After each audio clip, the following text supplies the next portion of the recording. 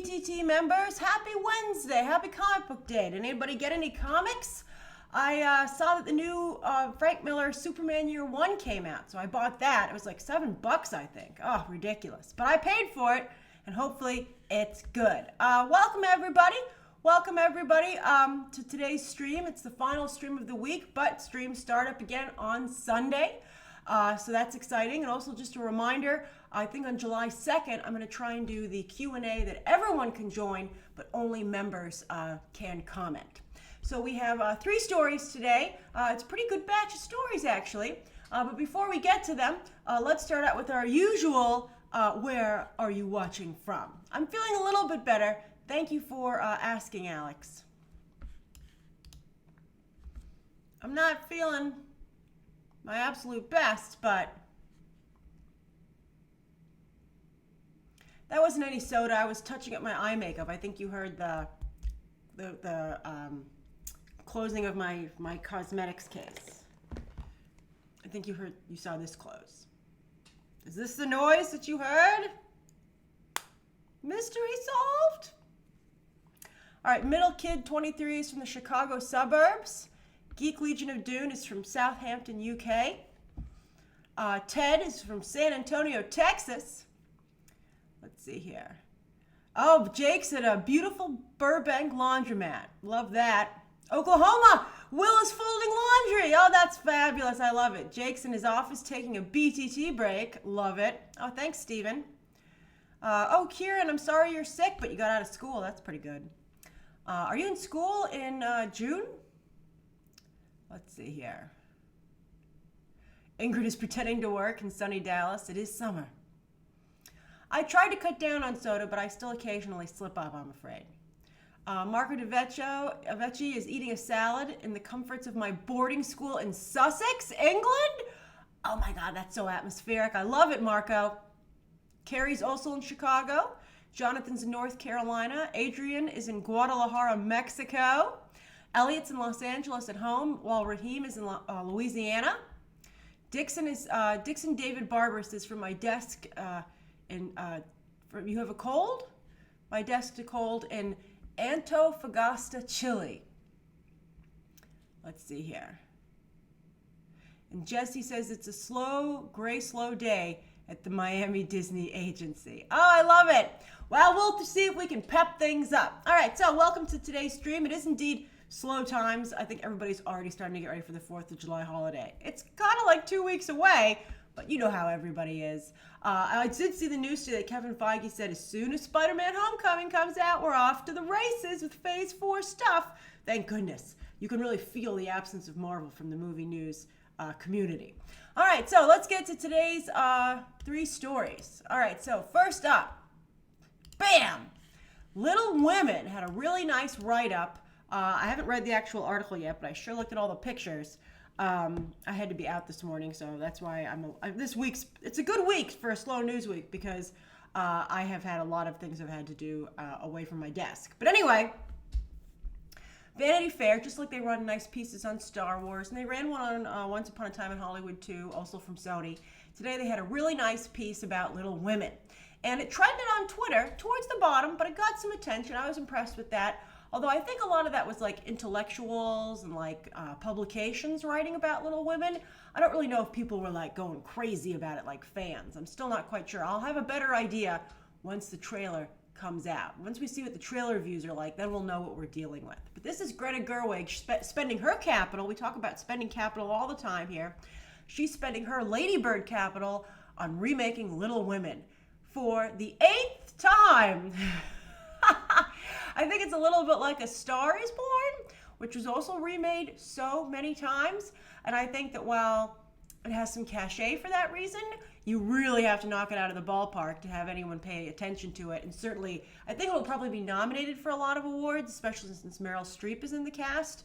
But whether or not it wins, we'll see. So Greta Gerwig has Saoirse Ronan as her star in the Katharine Hepburn role of Jo. Emma Watson, which is so fascinating, is playing the eldest sister. Wow, how time flies. Just a couple of years ago, she was in the Harry Potter movies, obviously as a child actor. But now she's the older sister.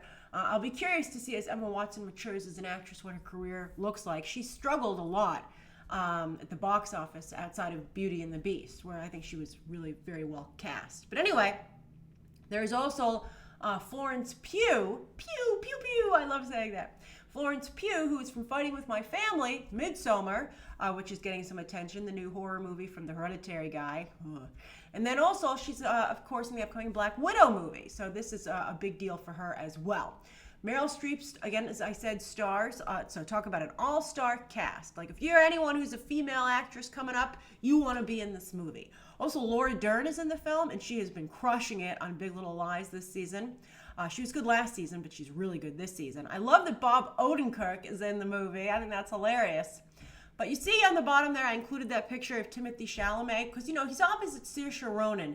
And Saoirse Ronan is a respected actress, but I gotta tell you, I think she's not particularly engaging or enigmatic as an actress.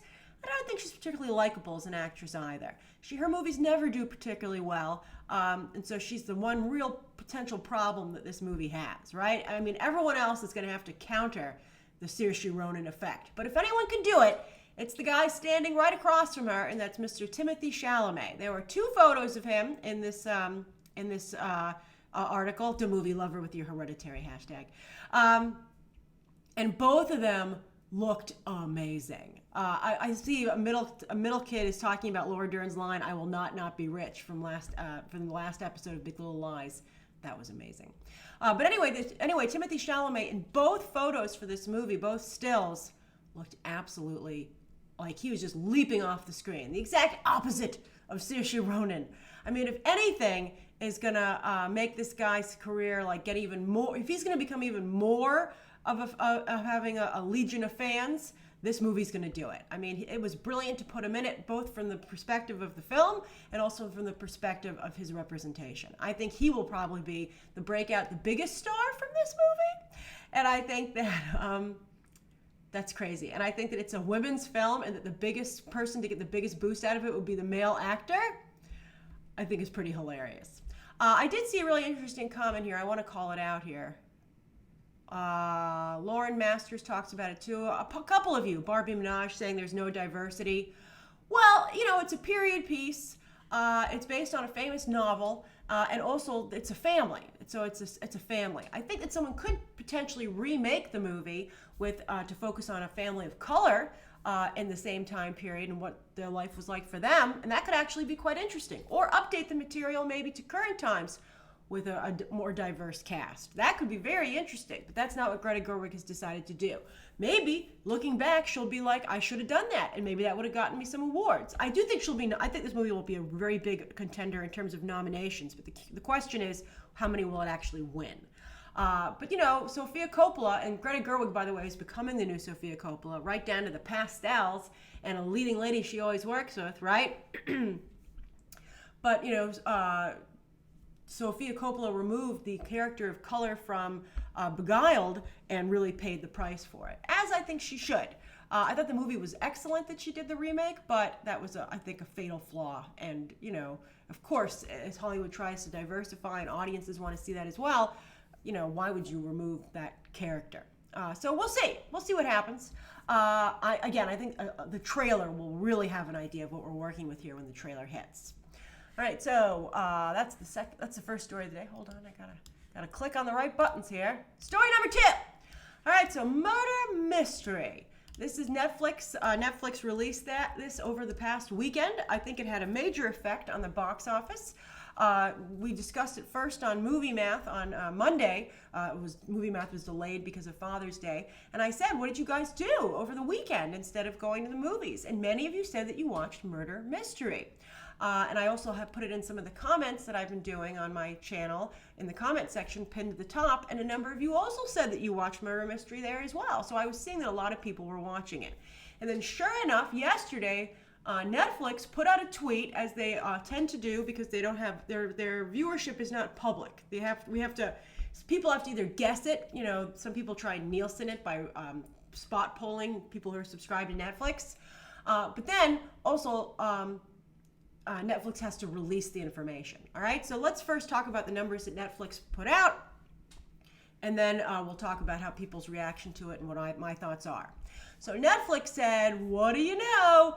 30 million people watched Murder Mystery its opening weekend, right? So Friday, Saturday, Sunday. Worldwide, by the way. People did the math. That's a $120 million opening, but that would be a global $120 million opening, which is still excellent. But that's 13.3 million in the USA, Netflix says, and 17.4 million overseas. And of course, remember that Adam Sandler has huge overseas support. It's one of the reasons that Netflix made that deal with him. In fact, their computer told him to make a deal with Adam Sandler because they said his movies are quite popular on the service. You might want more of them. And so sure enough, they made a deal with Adam Sandler to get more movies. Now, I have felt that the movies he's made up until this point on the service have been awful. I watched like the first two of them, and they got, the first one, the Western, was watchable. Then they just got progressively worse. And I was like, I just can't do this anymore. But I thought the trailer for this looked pretty good. I liked the European locale. I took a trip to Monaco 2 years ago. So I was like, oh, let me see if I, recognize the locations. And I have to say, I thought the movie was very good. I mean, it wasn't something I would want to watch in a theater, but I didn't watch it in the theater. I watched it in the comfort of my home, and it was fabulous, all right? It was a lot of fun. And so that's the difference. Now, the movie didn't actually bring in 120 million, but it doesn't need to. And what the movie really needs to do is keep Netflix subscribers happy so they keep that membership, right? Especially as all the other streaming services start to multiply, right? So they want to make sure, Netflix wants to make sure that you don't leave Netflix. And they're like, look at the awesome movies that we give you. I recently watched Another Friday, Always Be My Maybe. And I really liked that movie. And I got to also watch that at home. I thought it was excellent. Again, I thought Always Be My Maybe could compete in the theaters. But you know what? Now that I think about it, it really was a good home viewing experience. And that's the other thing. These movies are light and fun. And so that's the exact kind of thing that you want to watch at home. So some people say it's cheating because, people don't have to pay for these movies. It's included in the price of their subscription. So how can Hollywood compete with that? Well, too bad, you have to. It's just like Hollywood's had to compete with TV in the past. They just have to find a way. I think the real takeaway here should be that experience has to equal the price. And Netflix, the Netflix experience they're providing equals the price of $12.99 a month. That's what Netflix has to be worried about. And Hollywood has to be worried about whether or not it's worth the single ticket price to go to the theaters. But they're starting to do things like A-list, and I think would be very good A-list movies, quite frankly. I think some of you are starting to write that down. I think that both Murder Mystery and Always Be My Maybe are fantastic A-list movies. If those were playing in the theater and you had A-list, you would go get a soda and a popcorn and put your feet up and have a great time, especially as a matinee. You'd have a great time. They set up even Murder Mystery for a sequel, and I bet they do a sequel for sure. It's excellent. What's going on with Jennifer Aniston's career, Mika? She's making a lot of money. She also has the Apple streaming show. She can't really do movies, but she's just doing incredibly. She's making millions of dollars. I know she's making millions of dollars, like a little over $1 million an episode on the Apple show.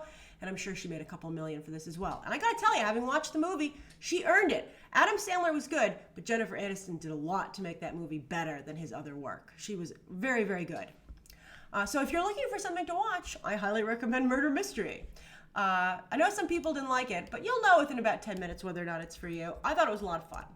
I mean, again, I guess I would say if you've ever, as I wrote on my video comment yesterday, if you've ever watched an Adam Sandler movie and you enjoyed it, you will probably like this. All right, so that's the second story of the day. Hold on, let's go to the third. So the third is about Angelina Jolie and Time magazine. Now that's actually covered from a couple of years ago, but it's actually very appropriate because Angelina Jolie, Time is hoping that there will be an Angelina effect for them themselves, because it was just announced today that she has become a contributing editor for Time magazine. That's sort of ridiculous. Let's talk about that. But I think this actually says less about Angelina Jolie and more about the status of what's going on right now with not only print magazines, but also just journalism in general. The business is having a tough time. And I think it's because of a lack of authentic voices, quite frankly. And I don't think Angelina Jolie has an authentic voice at all. Sorry, Sohail, who says he loves Angelina Jolie. But she's going to be writing about things across the globe. You know, it's been a cause du jour for her for quite some time now. I think it's a little bit of an old school image. I don't know how current it is, but Angelina Jolie has, I think, over the years, you know, gone from a goth image to a more of a classic image, and it's working for her. But I have to say, she gets herself into a lot of trouble with some of the things that she says and does while she's trying to promote things overseas, right? Like that Vanity Fair talk about how she cast her recent movie, and people said she was really kind of being cruel to the local people who were auditioning, especially because it was children. And also, I don't see how someone who is Maleficent and also going to star in Marvel's Eternals could be writing for a major publication about these topics, unless she uses that as the angle. But I don't think Angelina Jolie's ever been quite that clever. I think it's obviously Angelina Jolie also trying to rebrand herself, just as Time Magazine is trying to rebrand itself. I think it seems a little desperate for both of them, to be perfectly honest with you. But let's see what kind of articles she writes. I'd rather she wrote about women in Hollywood, quite frankly, which she could directly speak to. But no, she doesn't want to do that. She's just gonna focus on this. But some of you seem kind of interested in it, and so you should look out for those articles. Angelina Jolie will be writing editorial pieces for Time Magazine going forward. I like that Joseph's like, Kevin Feige is like, what are you doing? That's right. I'd be like, you guys just stop it. Once you work for me, just, you know, although, you know, Chris Evans is very political on Twitter, and, you know, that hasn't gotten him into any trouble. So I think as long as Angelina Jolie is careful, hopefully it'll be okay. Mika says, I thought Hollywood doesn't like Angelina Jolie anymore after what she did to Brad Pitt and their kids. I think it's a problem.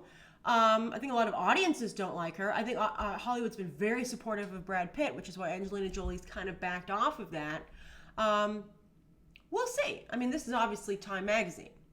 All right, so here we go. Hold on. Let me make sure that I have everything unchecked. All right, so it's 4:40 till 4:50. You may ask me anything that you would like.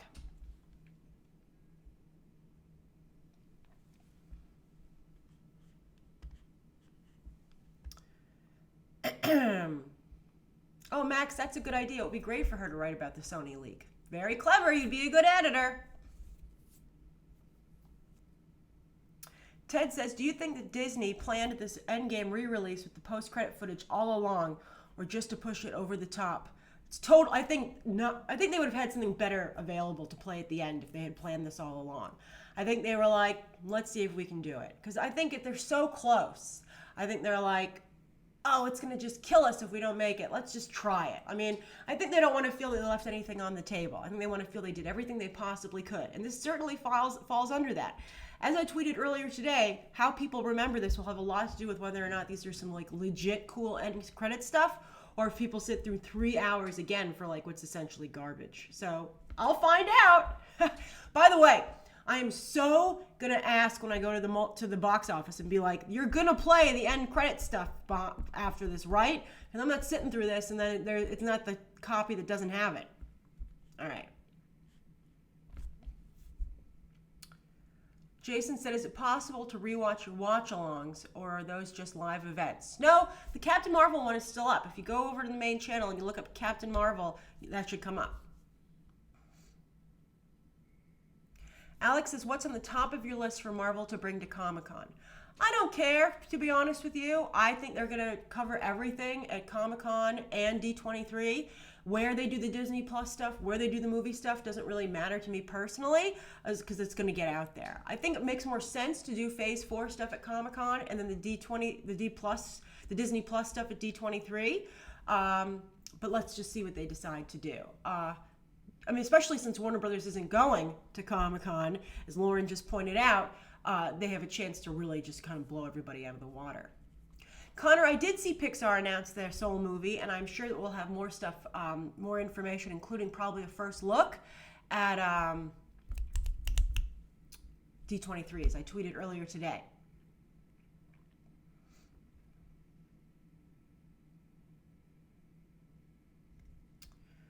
Joseph says, do you think Toy Story 4 deserves more? Joseph N says, do you think Toy Story 4 deserves more attention? I'm surprised it has so little attention. I'm surprised and I'm not surprised. Usually people just are like, I love anything that Pixar does. But I think some people are starting to feel a little fatigue, quite frankly. So especially as people don't like messages rammed down their throats so much these days, and that's like what Pixar does. A lot of you questioned my negative reaction to Toy Story 4. I'm doing my spoiler review tomorrow. I think when you see what is in the movie, you will understand, and I'll be curious to see how people react when they finally get see this thing. Jonathan, I have not seen When They See Us. I totally missed the boat on that, and I don't cover shows after they've debuted. Let's see here.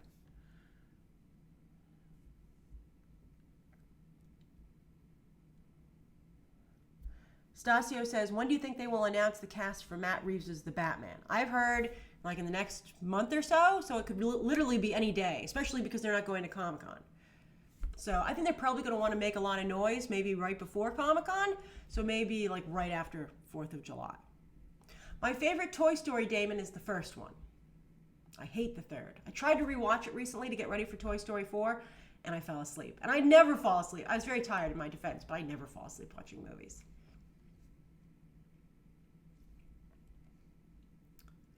John Guzman, hey John, says, any thoughts on The Boys on Amazon? I think it looks pretty darn good, but I feel that Seth Rogen always goes too far, and I have a concern that that's going to be the case with this show. So I'm going to watch it. I'll probably try and review the first episode, but I'm curious if it can stand out in a very crowded market. Marco, nuts or dried fruit? What a boarding school question to ask. I love it. Nuts. Although I do like dried fruit. I don't really eat a lot of either, to be perfectly honest with you. I eat a lot of fresh fruit, but I don't eat a lot of nuts or dried fruit.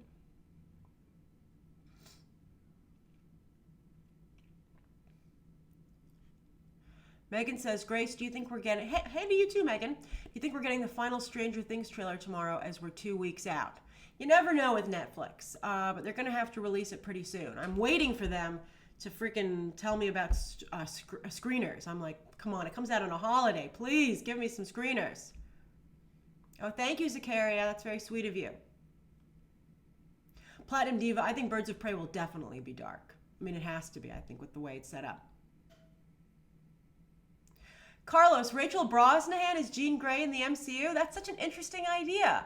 I think they're probably going to go younger. I think that Kevin Feige is such a classic. He's so enslaved in some ways, I think, to the comics, especially like older comics. I think he's a big Silver Age fan. I don't like Silver Age comics, but I think that his X-Men will probably be teenagers. I'm kind of tired of X-Men, baby X-Men, but we'll see. I hope he kind of goes with the second X-Men team, to be honest with you, as I said in my casting video, but we'll see what happens. But I'd love to see Rachel Brosnahan and something else. I think she's very talented. Ingrid, I won't be covering Glow Season 3, but I'll probably be tweeting about it because I'm definitely going to watch it. To Movie Lover, I will react to the Trolls 2 trailer. It's too big a movie, even though DreamWorks is very difficult with that kind of stuff.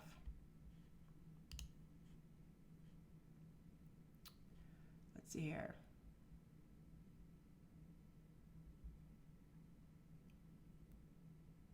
Barbie says, do you think Wonder Woman 1984 can make $1 billion if it's well received? I sure hope so. Aquaman did. I hope it has that fun factor. I don't know why the first one didn't make more money. I just gave you DCT yesterday with J.J. Abrams.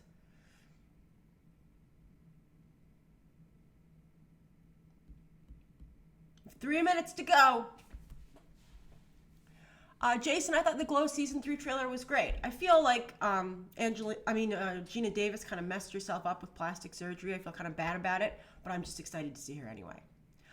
Middle Kid, I don't think Zendaya is a lock for Ariel necessarily, but I would cast her, and I thought her red hair looked amazing. I would totally cast her. Favorite fruit? Raspberries.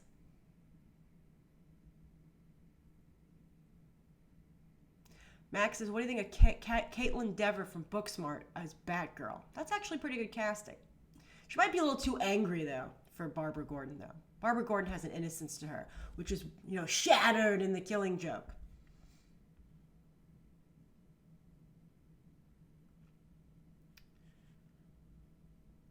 Elliot Bullock said, hey, Grace, I heard rumors from sources that Ludi Lin and Donnie Yen are locked for Shang-Chi. I heard that it was Ludi Lin and Ross Butler. I haven't heard anything from any of my sources about it, and I take with a huge grain of salt where the story came from. we'll see. I'm sure Ludi Lin is being considered. Between him and Ross Butler, I'd actually go with Ross Butler, to be honest with you. I think Ludi Lin has some Ezra Miller-esque issues to him that I think could eventually be a problem for Disney, but I could understand wanting to choose him. So we'll see. You know, they should have I think they will probably have a Shang-Chi casting announcements pretty soon. Daniel, there's no new trailer for The Lion King because they're putting Frozen 2 in front of it, but I heard there was a Lion King trailer next week, probably to go in front of Spider-Man. I heard rumors a while ago that on June 26th, for some reason specifically, there would be a new Lion King trailer. So we'll see. I'm not going to watch Midsommar, Alex Ramirez, so we'll never know. Oh, hey, Zachary, we have 1 minute left. I feel bad for you. Yeah, Sean. Both Ludi Lin and Ross Butler are DC actors. It's crazy. Yeah, I think there'll be a Mulan trailer, hopefully in front of The Lion King. And I will freak out. I don't like pink as Dazzler, Brandon Cassiano. I'm sorry. Animation Dude says, Grace, which Galaxy's Edge do you think you'll go to first, Disneyland or Disney World? I don't see myself going to Disney World for a while. At least maybe in like a year, unless somebody in my family gets the itch. But I think I'll probably go to Disneyland's first.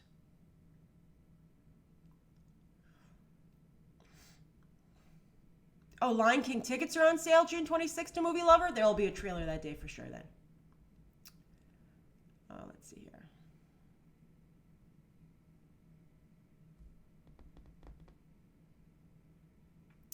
Recasting Lois Lane? Well, let's see. Let's see if they actually do start. If J.J. Abrams, for instance, does make a Superman movie. All right, I've got one more question we'll do because it's 4:50.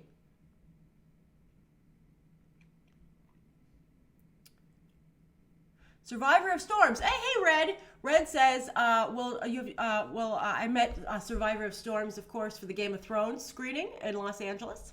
But Survivor of Storm says, Dr. Sleep and Birds of Prey, will Ewan McGregor, will he get a comeback or 2 flops in a row? That's a great question, Red. Love it. Dr. Sleep didn't make as strong an impression as I thought it would with audiences. I was surprised. Let's see how Birds of Prey looks. I think it's real iffy. But, you know, that's really been Ewan McGregor's whole career. I don't think he's like one of those actors who worries too much about his box office. And because he's such a likable actor and he likes making small movies, he'll work forever. I don't know why they don't make an Obi-Wan movie, but, you know, whatever. I mean, he only gets closer to Alec Guinness, so he's fine forever. I love Ewan McGregor so much. He's so talented. But he's not really a box office draw, unfortunately. Oh, that's so sweet of you, Isaac. All right, everybody. I must go. Have fun at John Wick 3, Roxanne. You're going to love it. See you all next stream. There'll be videos coming up actually quite a number of videos in the next 2 days. And then on Sunday, back to the regular schedule with a 10 a.m. stream and, of course, Movie Math on Sunday, where we'll be talking Toy Story. All right. Have a lovely afternoon. Bye, everybody. Goodbye. Bye.